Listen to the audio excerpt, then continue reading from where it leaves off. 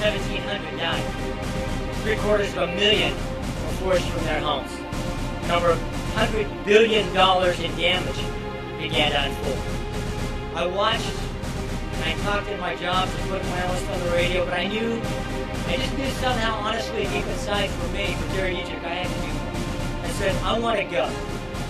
Not just as a broadcaster, not just to stand in knee-deep water and talk about how bad it is, but to roll up my sleeves and actually do something about it. I have an idea. And today, now, we come together as a community to protect our most vulnerable. Well, what does it do? It brings the community together to protect our most vulnerable. It's a neighbor helping neighbor approach, and that's what's so different about it. It gives family, friends, and caregivers a greater sense of security going forward. And it takes some of the burden off guys like these, first responders, who we learned the hard way in Katrina get overwhelmed.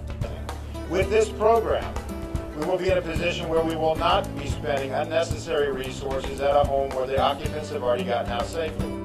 This door hanger on the red side saying need help is hung by one of the vulnerable or one of their caregivers on the front door or with an adhesive strip placed on a window where it's visible. That way, first responders and others know they need help.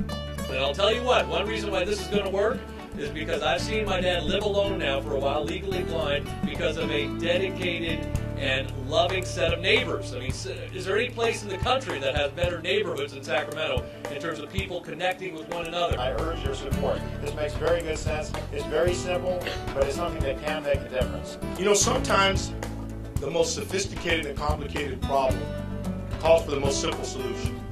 And when I heard about Safely Out program, that was the first thought that came to mind.